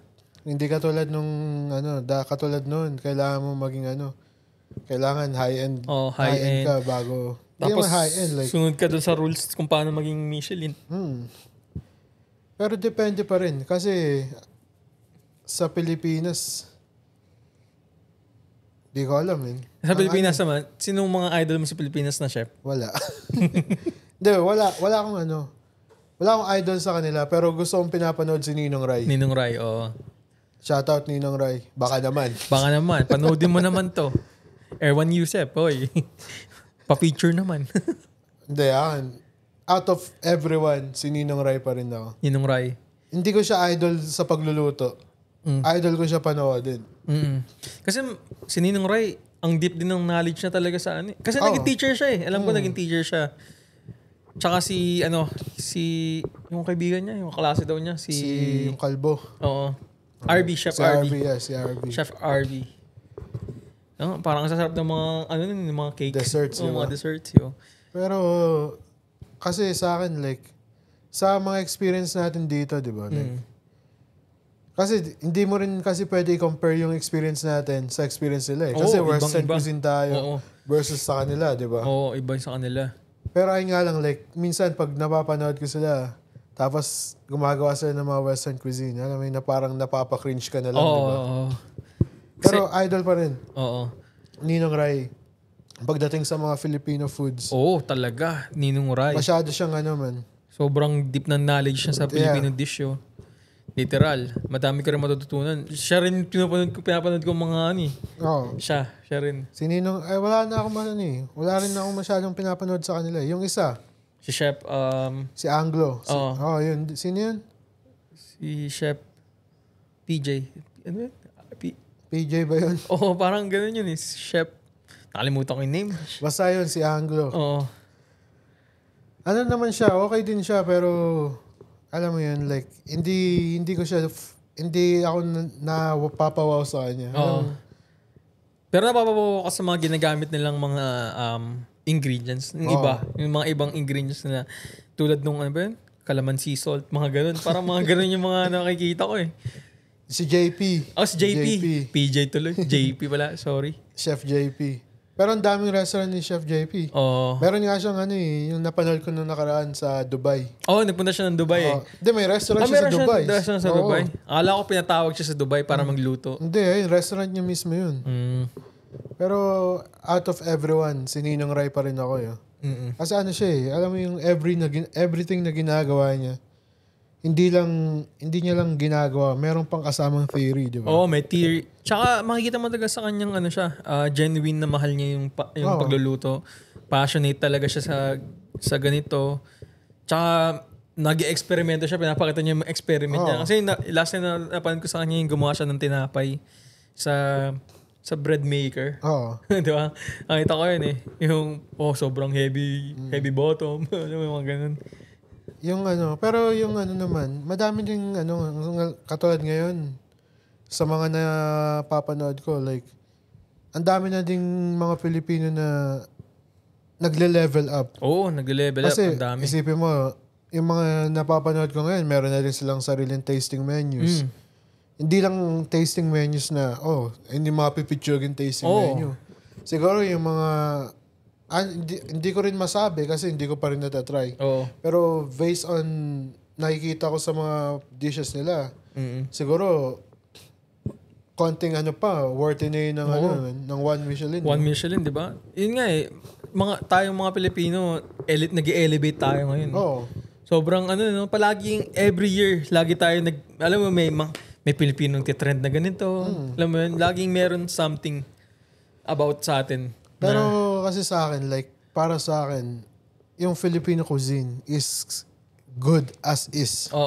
Hindi mo na kailangan i-innovate yan. Hindi mo kailangan gawin fine dining. Kasi lutong bahay talaga eh. Yun talaga yun eh. Lutong bahay. Tapos comfort food. Soul food literal. Parang parang Jamaican food. Alam mo yun, soul food sila. Saka ang hirap din i-elevate. Ang hirap alam mo yun. Laruin. Ng cuisine natin eh. Kasi isipin mo, madagdagan mo lang yan ng isang ingredient, iba na lasa nito. Iba na. Katulad ng caldereta, apretada, menudo. Diba? Pag nilaro mo yung mga bagay na yun, magiging menudo, magiging caldereta, magiging apretada, magiging, alam mo yun, mechado. Diba? Pero halos naman lahat yun, tomato base. Lahat naman yun, may patatas ata. Diba? Kaya nga yung saka pag sinabi mong Filipino food, hinahanap mo yung authenticity eh. Hinahanap mo yung mga traditional food, di ba? Hindi yung putangin na sasabihin ko sa'yo, gusto ko ng adobo. Tapos saservan mo ako ng kung ano ng fancy shit. Oo. Di ba? Mahirap, siguro mahirap din tanggapin na mahirap i-accept sa mga ibang tao na ini-elevate mo na yung dish nila, di ba? Oo. Kasi tayo mga Pilipino, pag kumain tayo gusto busugan. Eh. Oo, busugan. Yun nga yung hinahanap ng Pilipino, pangmasa. Pangmasa. Kasi let's say magdala ka ng let's say kahit tayo. Oo. Let's say hindi tayo chef. Oo. Pumunta tayo sa tasting menu. Oo. First instinct mo, lit naman ito. Oo, lit naman nito. Ano ba to? Pero 10 course yun. Oo. 10 course na yun. After nun, hindi ka pa din busog. Eh. Oo. Ayun yung mga bagay na mahirap ilagay sa Filipino cuisine. Oo. Kasi bibigyan mo ako ng adobo tapos yung drumettes lang ng wings yung chicken na bibigyan mo, tapos sasampalin kita eh. Lollipop pa. Naka-lollipop. Naka-chicken lollipop pa. Tapos ang tamis pa. Oo. Di ba? Yun kasi yung... Hindi kasi tayo high maintenance na culture. Alam mo yun? Iba tayo eh. Ano matawag doon? Napaka... tawag doon? Kalimutan ko yung word. Practical. Conservative, practical. Alam mo, kasi ganun yung Pilipino talaga eh. Simula pa noon eh. Kasi para sa akin, man, like, as a chef, hindi mo na kailangan talaga i-elevate, i-innovate, kung anong bullshit gusto mo itawag. Kaya mo na ipagmalaki yung dish na yun itself, man. Hindi mo na kailangan, gagawin mo pang Michelin level yung dish na yan. Man. Serve it as is. Mas ma-appreciate pa ng tao yun, man. Kaysa maging pretentious ka. Kung ano yung gagawin mong bullshit, di ba? Kung ano yung gagawin mo. Paglabas, ganun din naman pala. Kasi kailangan mo kailangan mo maging proud sa cuisine na yun, man. Kasi isipin mo, ang daming Filipino na restaurants dito na nagtatry i-elevate yung Filipino cuisine. Nagustuhan mo ba? Yun nga. Ikaw, tatanong kita pumunta tayo sa... Kumakain tayo ng mga Filipino food na high-end daw sa downtown. Oo. Nagustuhan mo ba? Hindi. Kasi parang pumunta lang din naman ako sa bahay namin. Alam mo yun? Kasi yun talaga yun eh. Yun talaga yung, alam mo yung pag nalasama yung, kunyari, kare-kare. Nalasama yung kaldereta. Oy, parang, alam mo may lasa kang hinahanap. Oo, may lasa kang hinahanap. Tsaka, ano ba talaga yung in-elevate mo dito sa dish na to? Ano ba yun? Ano ba ginamit mo? Ano ba yung... Kasi, pag sinabi mong in-innovate mo yung dish na to, alin dito? Diba? Saka kailangan mo din isipin, kailangan pa ba to i-elevate? Oo. Diba? Kasi, sinabi mo nga, in-elevate mo dahil ginandahan mo yung plating. That's not innovation. Pero, kare-kare pa rin yan. Alam mo yun? Pinirito ko yung okra. Kare-kare pa rin yan. Oo. Diba? Nung nag-cooking test ako sa Canopy, sa Hilton, sabi sa akin ng chef, hindi mo pwede lutuin yung Italian or any French na cuisine. You gotta cook something international. Siyempre ako, mas magaling ako magluto ng ganun eh. Kaysa sa Filipino food eh. Pero siyempre, inalis nila yun. Siyempre, ayun na yung time para ipakita ko. Pakita mo. Yung kung saan ako galing din, di ba? Gumawa ako ng hors d'oeuvres ko. Gumawa ako ng chicken barbecue. Filipino style. Yung appetizer ko nun, gumawa ako ng yung tawag dito, ginataang hipon. Ginataang hipon. Tapos, main course ko is yung bistek. Bistek. Tagalog bistek. Pero bistek na way ko. Hindi yung ayun, like, yung bistek ko, isipin mo, flank steak gamit ko nun. Marinate ko soy sauce. The usual. Lemon juice. Tapos, ayun, gumawa ko ng tawag dito, yung katulad ng mga, onion puree. gumawa ka ng onion puree, gumawa pa ako ng, alam mo yung ano? Mga rings? Ha? Anong? Yung deep fried na onion. Oo. Diba? Kasi diba may raw onion sa ano. Ayun, tapos kung ano-ano. Like, nag-add ako ng something na mababagay dun sa dish na yun. Yung ano ko, yung ginataang hipon ko, nilagyan ko ng atsara. Pero hindi yung papaya na atsara. Like, mga pickled onions, mga ganyan. Yung pinaka-bumenta sa dish ko is yung chicken barbecue. Nung gumawa ko ng 10 skewers, 3 yung tumikim. Yung executive chef, yung general manager, pati HR. Nung tinawag nila ako para bigay yung review. Boss, man. Gusto nga nila ilagay yun sa menu, yung chicken barbecue na yun. Ayun lang, like, nakaka-proud lang. Hindi mo kailangan nila. Hindi mo kailangan maging artihan. fancy bullshit yun. Minsan kasi, yung isang dish okay na yun na ganun. Na Okay kahit na walang arte. Kasi bakit mo pa artihan kung masarap naman na. Wala ka nang kailangan gawin na iba pa. Kasi tingnan mo yung chicken na yun. Minarinate ko lang ng soy sauce, lemon, and lots of love. Lots of love. Hindi, mga ano, yung the usual. Di ba, sweet na barbecue. Minarinate ko lang siya ng ganun. Hindi na ako naglagay ng kung ano nung kabullshitan na fancy shit, di ba? Yung ginataang hipon, niluto ko kung paano na, pero yung ginataang hipon, nilagyan ko ng mga aromatics. Nagagawa ng lemongrass, kaffir lime, mga ganun bullshit. Kasi kailangan mo elevate. Elevate ng konti. Kasi sobrang flat. Pure coconut milk, di ba? So kailangan mo lagyan ng fragrance. Which is ginagamit rin naman natin sa Pinas, yung tangalad, di ba? Pero na lang doon sa kaffir lime. Yung bistek din. Okay din naman yung kinalabasan. Pero pinaka-favorite nila yung chicken barbecue. Sobrang lang, authentic. Ayun yung ano. Ayun nga yung titignan mo eh. Authentic yung chicken barbecue ko. In-elevate ko yung dalawang dish ko. Nanalo pa rin yung authentic. Authentic. Diba? That means hindi mo kailangan artihan talaga. Man. Hindi mo kailangan artihan yung ibang bagay. Mind you, hindi pa Pilipino yung mga nagtumigim nun, di ba? Paano pa? Kung yung authentic na yung niluto ko. Di ba? Kasi hindi porket maganda sa utak mo, that doesn't mean magandang idea yun. Minsan, stay na lang idea yan. Alam mo yun? Katulad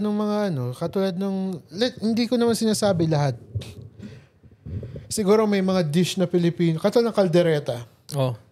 Sobrang daming mong pwede gawin para sa kaldereta, di ba? Pero kung ako i-ask mo, as good as is, di ba? Kasi kaldereta alone, pwede mo gawing sa Italian dish, ano pinaka-close na dish sa kaldereta? Ano ba? Bourguignon? Hindi, Italian. Ossobuco. Di ba? Ossobuco. Base sila ng almost same sila. Almost same. Almost same na sila. Pwede mo gawing ganun yung Filipino food, di ba? Pwede mong gawin. Which is yung kasi yung let's say ossobuco mo, kahit nga hindi ossobuco, kahit nga lamb shank eh. Di ba? Serve mo over over risotto. That's it. It's simple, di ba? Yung risotto mo yung rice mo. Ano pa?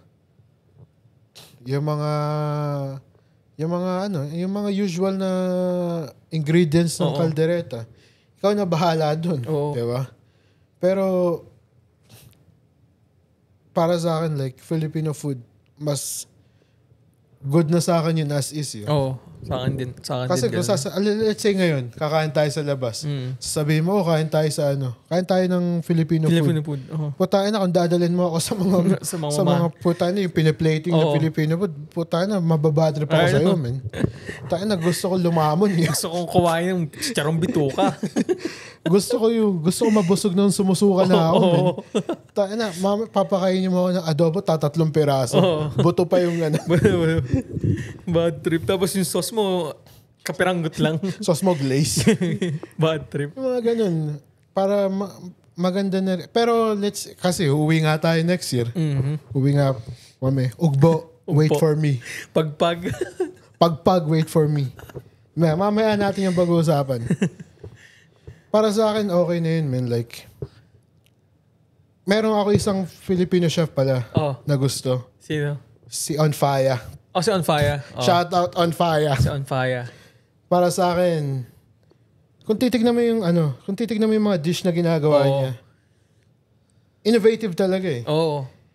At the same time, is true na Filipino food. Oo. Di ba? Shout out On Fire. Siguro siya lang talaga yung kaya mag-elevate Shout out Jeremy.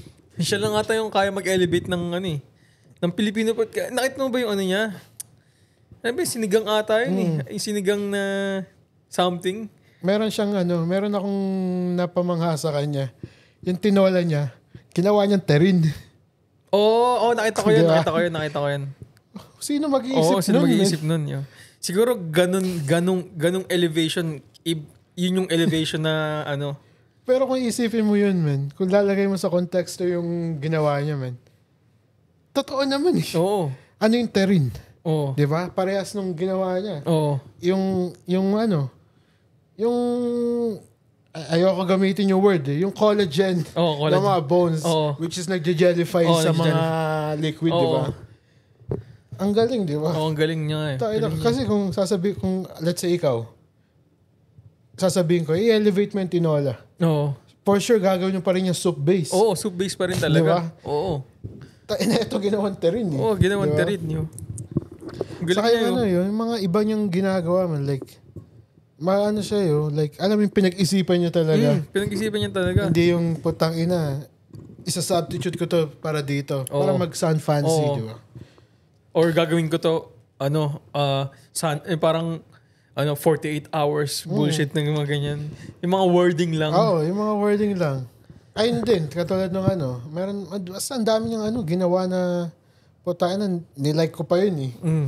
Kasi kung titignan mo yung Instagram niya, ang galing, man. Matalino siya. Siya lang yung Filipino na chef na nag-i-innovate ng dish na finalo ko talaga. Actually, ang daming gumagaya din sa kanya. Oo, dami talaga. Daming gumagaya sa kanya. Pero yung ideas niya, paano i-elevate yung dish na yun, man. Like, that's something else, yo. I know. Shout out On Fire. Shout out, yo. Sana... Kinamentan niyo yung dish ko, man. Oh, yeah? Yeah, man. Nilagyan niyo ng fire emoji yun. Kasi gumawa ng dish inspired ng dish niya. Which is yung fish and chips. Yung fish and chips. Kasi yung fish and chips niya is fish. Literal na fish. Na, alam mo yung yung seared na fish. Tapos, potato chips. Tapos, calamansi hollandaise. Gumawa ka ng sarili kong version. Kinumenta niya ang fire emoji. Shout out On Fire. Kinilig ka ba? Tayo na idol ko yun eh. Shout out yun. Shout out. Fly mo kami sa Alberta. Tiga Alberta ba yun? Tiga Alberta or Winnipeg? Hindi ko lang alam. Basta alam ko Canada siya eh. Pero din yun. Like, ang dami rin ngayon talagang man. Like, mga Filipino chef. Na, alam mo yun, tumataas yun. Gusto magkaroon ng pangalan. Pero, that's good for them yun. Kasi, good. Para sa akin, it's time for them na mag-shine yun. Kasi, kung titignan mo din kasi, parang, ngayon pa lang sumisikat yung ganyang cuisine. Yung cuisine natin Parang ngayon pa lang nakikilala. Ngayon pa lang. Nagkakaroon tayo ng identity sa pagkain natin. Kahit, ito yung malupit na topic, boy. Galing tayo sa galing tayo sa high-end, fine dining, bullshit na restaurants, hotels. Ano yung perspective mo ngayon when it comes to making a dish? Anong perspective ko making a dish? Like, let's say, kasi ako na umpisahan ko na. Nakita mo naman yung nung let's say, yung mga, let's say 5 years ago, yung mga dish na kine-create ko. Siya, man, alam mo yung sophisticated, like, yung mga tasting menu, may bullshit. Ngayon, yung style ko ngayon is simple. Simple, pero flavorful, fresh. Alam mo yun? Ayun na yung ano ko ngayon eh. Ayun yung style ng cooking ko ngayon eh. Parang, kasi iniisip ko like, ano point ng isang dish para gawin mong ganyan? Oo. Diba? Yeah. Yun nga. Ayun yung sa akin ngayon. Like, sa akin, simple food, pero good food. Oo. Sa akin din siguro, simple food na lang din ako. Ako gusto kong kinikreate yung authentic na kung paano gagawin yung bagay na yun. Mga bagay na yun. Oo, kunyari, gagawa ko ng for example, pares. Gusto ko authentic na pares. Ayun. Kasi, bakit ko pa babaguhin yung lasa nito? Kung ito yung minahal ng tao, di ba? Bakit yung... Tangin na to, silalagay mo sa Instagram mo, pears. Beef pears. Beef pears. Di ba? Bakit ko pa babaguhin? Ito yung minahal natin eh. Oo. Alam mo yun? Saka yun yung hinahanap mo na lasa. yung hinahanap mong lasa. Siyempre, kung magmamalaki ka ng dish mo, i-serve mo na authentic. Oo, diba? authentic. Authentic palagi sa akin. Yun yun. Simple, madaling lutuin. Kasi, bakit gusto ko yung mga mahirap na pagkain? Pwede ko namang gawin yun sa work. Yun na lang sa work. Doon na lang yun, yung mga mahirap na gawin na lutuin. Hindi, kahit sa work eh. Oo, kahit sa work. Kahit sa work. Oo. Yung style ng menu ko is simple. Simple. Nakita mo naman siguro yung pinost ko nung nakaraan. Yung minessage sa akin ng cook ko. Na patok yung menu ko dun. It's simple, but it works. Yeah, it works. Tsaka kasi, yun din yun eh. Kailangan mo din maisip kung paano i-execute to ng cook mo eh. Ayun nga, diba? Sasabihin ko nga sana kailangan mong isipin kung paano mo, kailangan mong isipin kung gaano kadami ba yung ingredients ng bagay na yun bago matapos yung dish na yun. Baka mamaya, 10 bagay nandun, tapos 10 pans kailangan mo. Diba? Ayun nga yung downfall ng golf club. Sobrang fast-paced ng bagay na yun. Sorry. Bago ka gumawa ng isang dish, siguro let's say sa isang, yung nasa national nga tayo. Yung menu ni Paul, 3 tayo nagpe-plate ng isang plate eh. Diba? Ganyan yung kailangan mo isipin. Worth it ba talaga na gumamit ng 3 tao para lutuin yung bagay na yun? Tangina, 3 tao para i-plate yun. Diba? Worth it ba yun na kakainin mo lang in 5 minutes? Diba? Or babalik lang. Kasi nung nandun tayo, isipin mo, 3 tayong sa isang dish alone. Lalo na nung naglabas tayo ng truffle menu. Grabe. Sobrang nun news. Kasi yung chef namin sa National, sobrang perfectionist niya. Sobrang perfectionist. Hindi kami pwede magluto ng dish too early. Hindi rin namin pwede i-plate yung dish too early. Pag magpe-plate kami, kailangan lahat ng item nandun na. Ready na. Kahit malate ka lang ng 20 seconds dun, man. Sisigawan ka na ni Paul, man. Ulit din. Uulit lahat. Ayun din. Pinapabalik niya eh. Pinapabalik niya yung dish. Which is a good thing. Kasi mayroon siya standard. Standard quality talaga. Pero kung titignan mo, worth it ba gumawa ng ganun?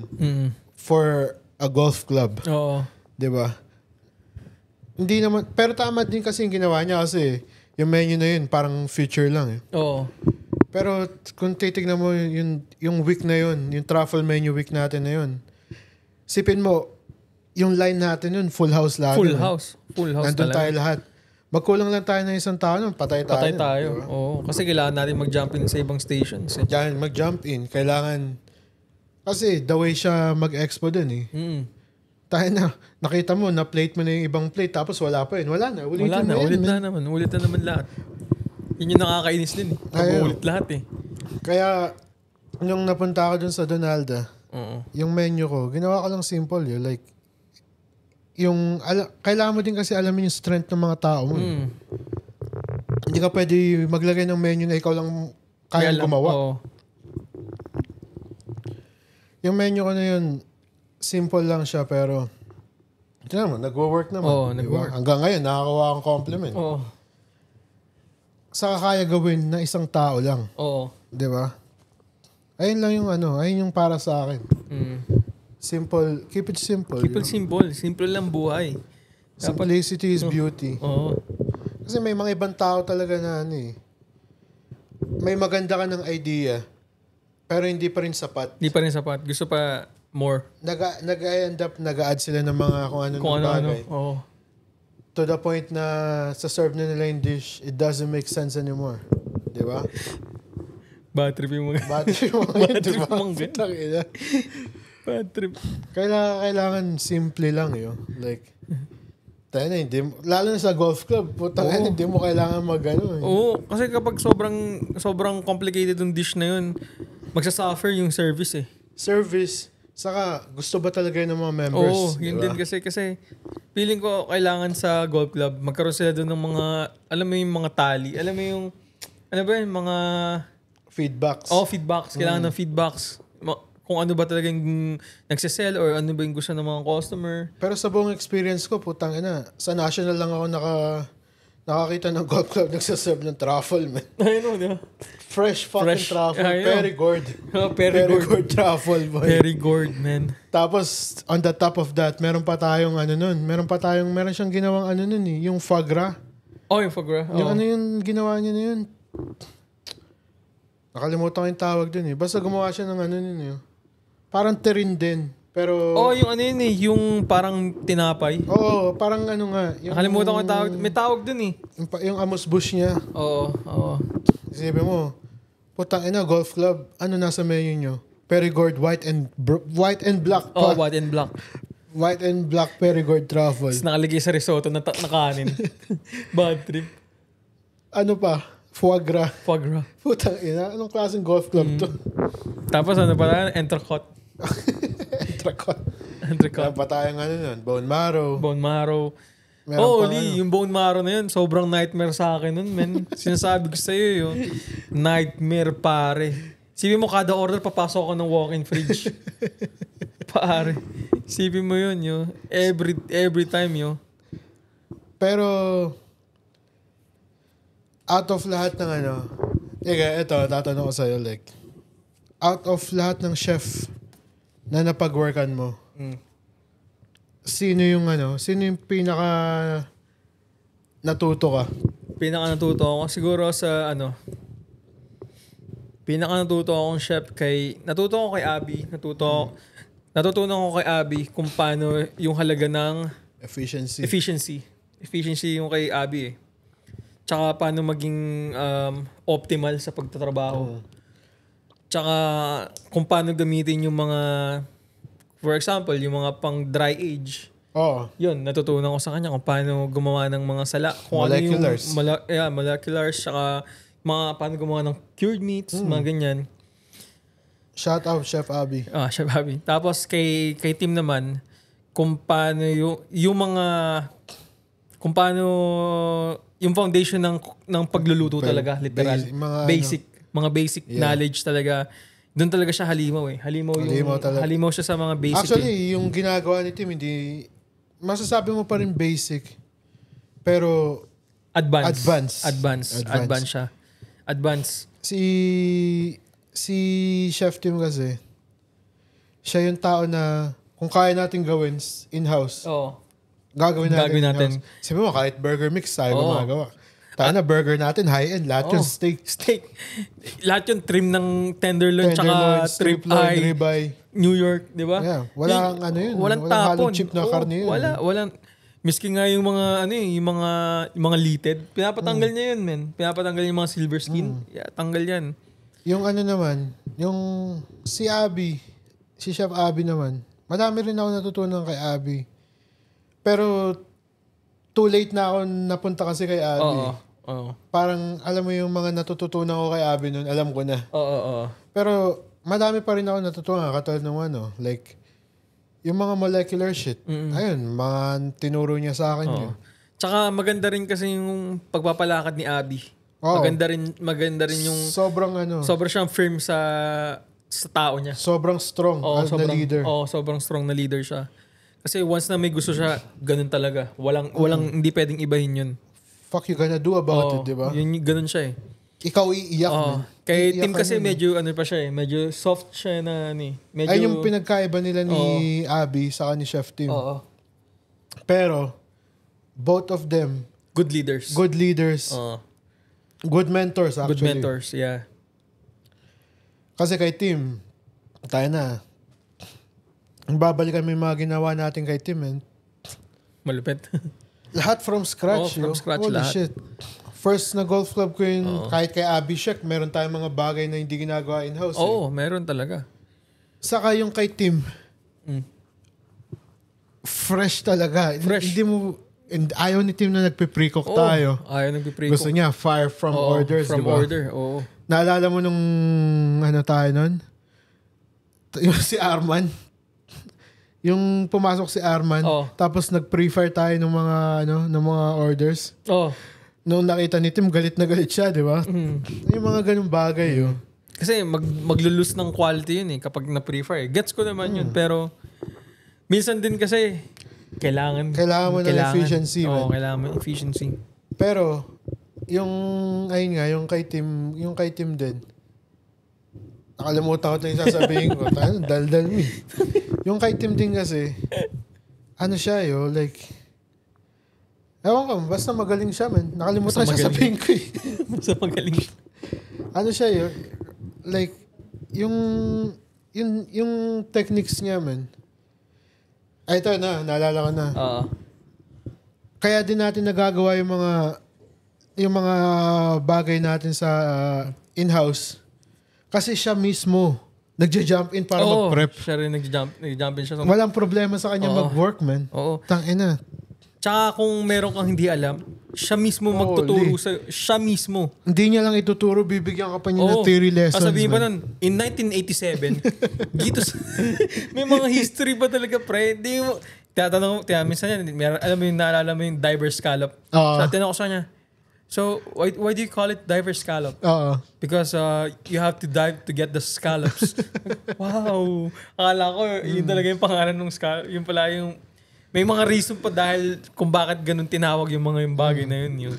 Pero Chef Avi saka Chef Tim, hindi mo mababasag yung dalawang yan. Hindi talaga. Matatalo ka ng pagdating sa knowledge, theories ng food. Literal na talaga. Halimaw na talaga sila. Halimaw talaga sila, man. Mas maganda pang maging humble ka na lang. Yun. Tsaka sila yung mga taong masamang testingin. Ano mo yun? Puta na.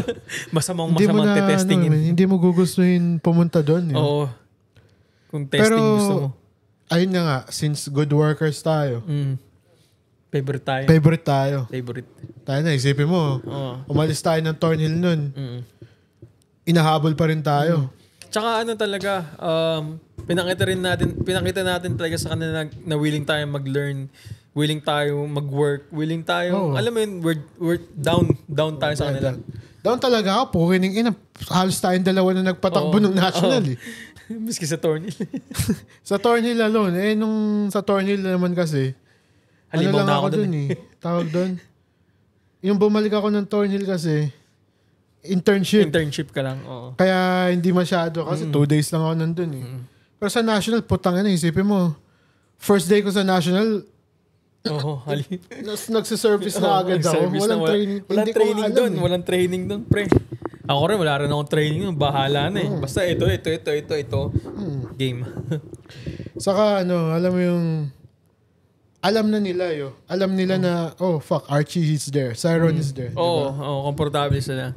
Hindi naman sa pagiging mayabang, mayabang ako. Totoo kasi.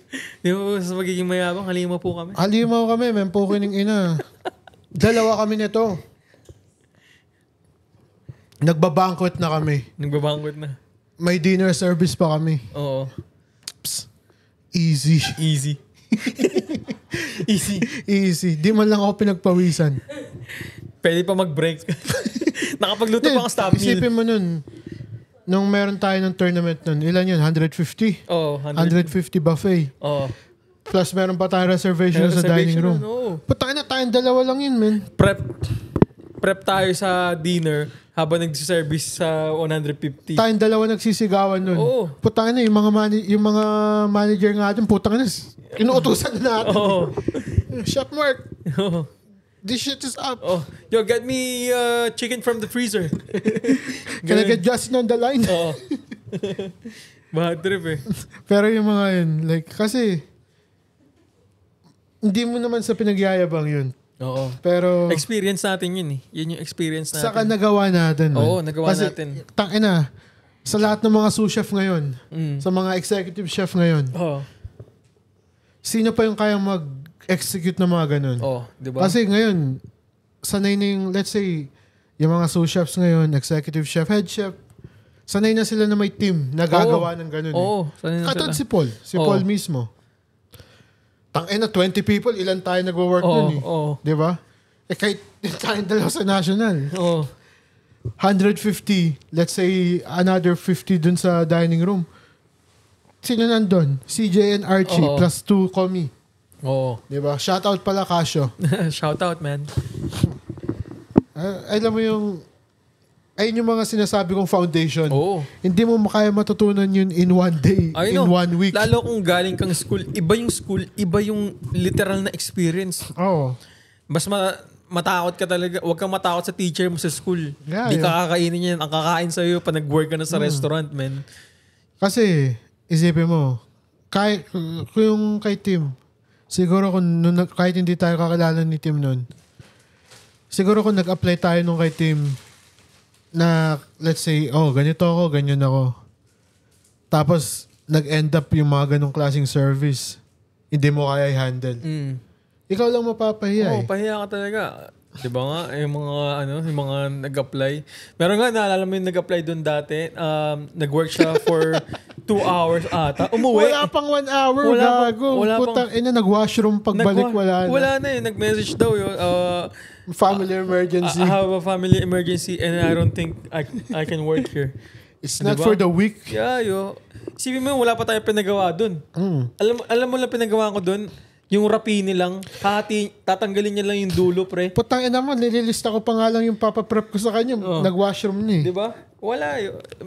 Kung hindi ka halimo katulad namin, hindi mo kaya. Ganun yung experience na sinasabi ko. Oo. Kasi kahit ano sabihin mong bullshit na sa akin, executive sous chef ako, executive chef ako dito. Oo. Once na nilagay kita under pressure, tapos di mo na kayanan. nag-freeze ka. Di mo kaya. Bro, you're a fucking amateur, bro. Oo. Tsaka kung bigla ka nagpanic tas hindi mo na-collect yung sarili mo agad. Oo. Weak ka, men. Kasi okay lang magpanic. Okay ka lang magpanic sa una. Pero kung nagpapanik ka, buong service, men, hindi mo kaya to, men. Meron nga ibang tao, nagpapanik, kakalabas pa lang ng piling. Oh, di ba? Kasi okay lang magpanic. Pero kailangan mong... You gotta bounce back. Kailangan mong mag-bounce back. Kailangan mong tumayo agad, mabilis. Kailangan mabilis mo maisip yung solusyon sa bagay na to. Yo. Kasi isipin mo nung nasa national tayo, wala pa nun si Arman, yo. Tayong dalawa, even. Walang tumutulong sa atin nun, man. Wala, yo. Pinapalayas nga natin, eh. Oo. Kasi, easy, yo. Easy, yeah, yo. Pero kung ilalagay mo yung ibang tao dun, magkakrak sila, yo. Magkakarak sila. Sinisigurado ko, man. Isipin mo na lang yung service natin na kailangan mong ikat yung steak per order. I know. Ilan yung steak natin doon? Rib eye, New York, tenderloin. Tapos, yung meron pang bone marrow. Oh, meron pang. Tapos, yung size pa nun, 8, 10, 12.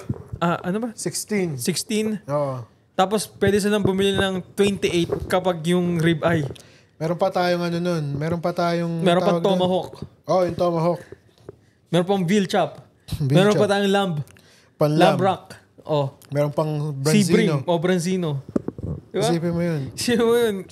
Ako yun. No. Isipin mo, nung time ko dun, putang ina, nagko-call na ako ng order. Nagwo-work pa ako sa pasta station, magpe-plate pa ako. Plate mo pa yung sa akin, pre. Kasi wala talaga. Putang ina, tatlo yun, yo. Hindi ko na talaga kaya mag-plate, man. Sa dami kong ginagawa yun. Wala na nag-expect sa'yo mag-plate po. Malingon ka lang ng 1 minute away dyan, man. Tangina, fucked up lahat ng food na yan, man. Fucked up lahat yan. Tsaka, punong-puno na yung bill natin yun, yo. Kasi, ayun din yung mahirap sa grill, eh. Isipin mo, dinadrop ko lahat yun. Pagkasabi mo pa lang, drop na lahat yun, man. Kasi ang hirap din ng Isipin mo, babantayan mo pa yung mga temperatures ng mga babantayan mo. And mind you, sa national, napaka-specific nila sa temperatures nila. Napaka-specific par. Hindi ka pwedeng, kahit ma-overcook mo yun ng 30 seconds to 1 minute. Alam nila yun. Alam nila yun. Babalik nila yun sa'yo, man. Diba? Tapos gagawin mo pa yung mga sides. Yung mga sides natin, from scratch pa natin niluluto yun. Tsaka yung yung oven ko. sa kabila pa. Tapos ako, nandun ako, kukula ako ng orders. Magluluto pa ako sa pasta station. Magpe-plate pa ako. Tsaka isipin mo, kung ano yung station mo, ikaw magpe-prep nun. Wala nang iba, ikaw lang magpe-prep nun. Wala tayong prep cook eh. Wala tayong prep cook. Ikaw pero, lang. Easy shit yo. Easy. Yung ganong service natin, man. Pinagtatawanan lang natin yun, man. Halimaw talaga tayo dun, man. Additional na nga lang, nadagdag si Arman. Additional na lang. Napadali ng konti yung buhay natin nung nag-work na dun si Arman. Kasi plater ka na lang eh. Plater na lang ako. Tsaka siya na sa pasta. Middle ka na. Pero yung mga ganun, dun mo malalaman kung gaano ka-skilled yung tao, man.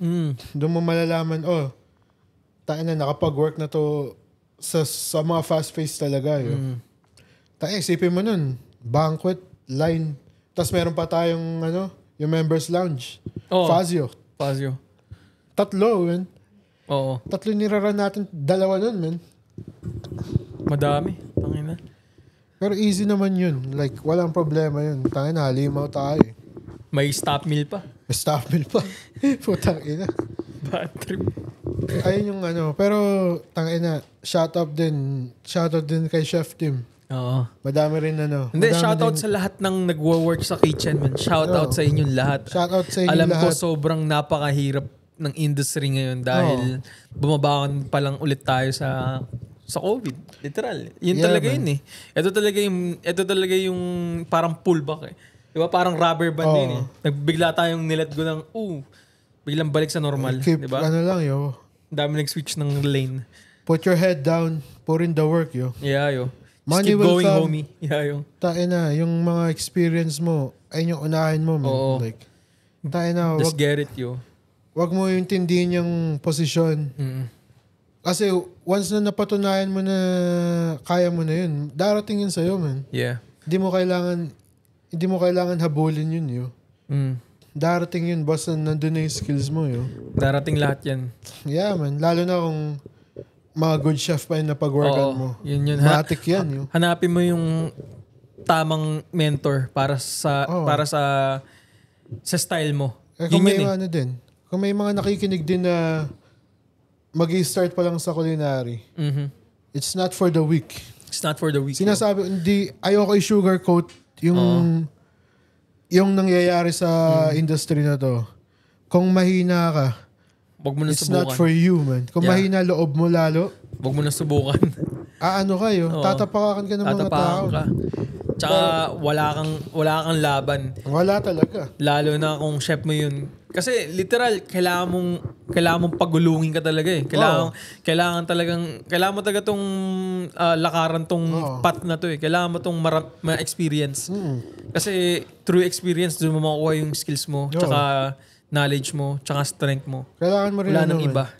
Walang ibang way, walang shortcut. Kung nag-shortcut ka, it means wala kang skills. Kung nag-shortcut ka, ikaw yung talo. Ikaw talo kasi ikaw yung magiging laughing stock ng mga tao. Inano mo lang, men.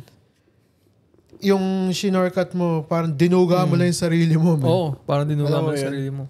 Walang shortcut yun. Everything takes time yun. Hindi ka naman papasok sa kusina, puta ka na, expect mo within 1 month, expert ka na. Expert ka na. It takes years, yo. Takes years, yo.